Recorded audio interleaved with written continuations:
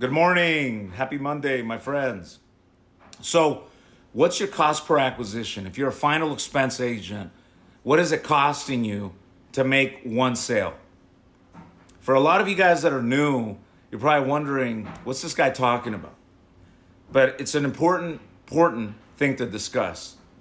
What is it costing you to make a living? Because this is a business. Well, let me break it down to you guys a little bit more so you can understand.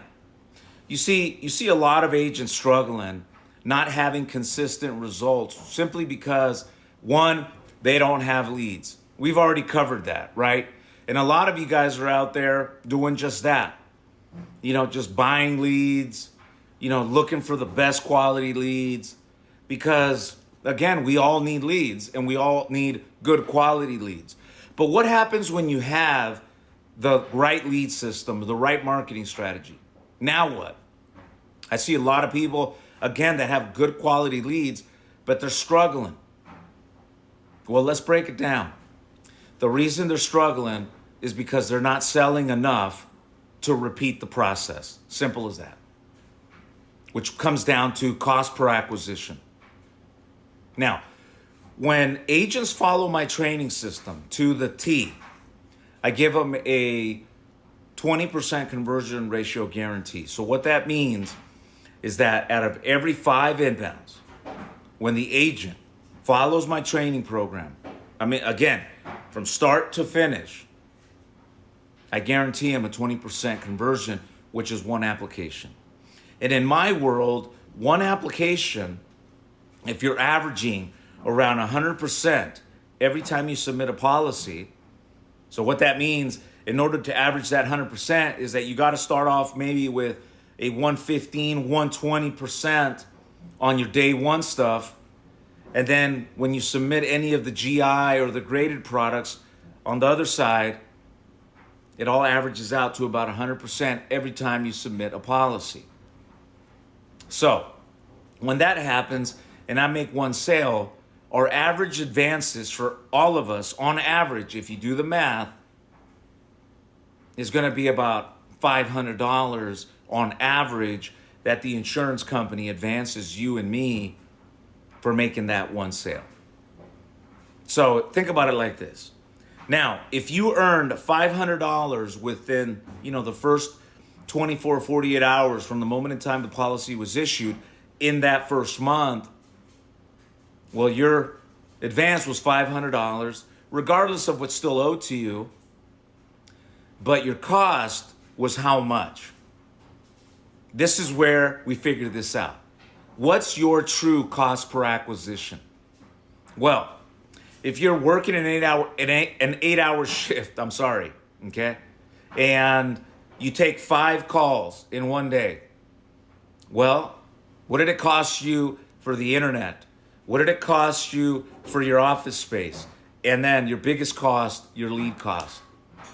But let's say you're working from home. So your true real overhead is your leads. Well, that costs you, if you're paying $45 for every one of the inbounds that we generate, that would be $225 cost, which is a write-off. So your cost per acquisition, when you follow my training program, we guarantee you a 20% to start. That would mean that it's safe to say that when you come work with us, it's going to cost you about $225 money plus your effort before you see one acquisition. That's going to average you out to $500. But here's where training is so important, ladies and gentlemen. Follow up and being organized. Because that's at 20%. What happens for those people that don't close at 20% or worse, don't know anything about what their closing ratios is?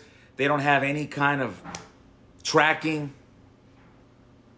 Now what happens then? If you're closing less than 20%. So out of every 5 leads, if you were closing less, then obviously your acquisition cost is higher.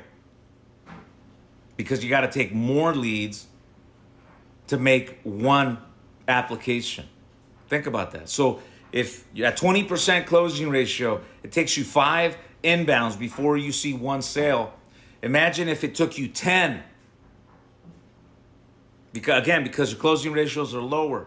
If it took you 10 before you made an acquisition where you're going to average $500, then how much money are you really making? That's the problem for a lot of you. Because that would mean that your acquisition cost would be closer to that $450 to make one sale. That right there is the problem for a lot of you guys. It's not a lead issue. It's not an insurance company issue. It's the fact that you're not closing enough of these sales fast enough. For all you guys out there that don't have a lead system, what's your cost per acquisition? I would say your cost is a lot higher than an agent that's working leads. Why? Let me give you an example. Let's say you're a journeyman iron worker working in the Bay Area, making $50 to $100 an hour. But for this example, we'll say it's 50. A week, you work 40 hours, that's $2,000 a week. A month, that's $8,000 before you pay Uncle Sam. So now you're starting a new career. You're trying to break out of that $8,000 mold because you want to get into bigger incomes. What's your cost per acquisition if you're out there chasing friends and family if you don't have leads?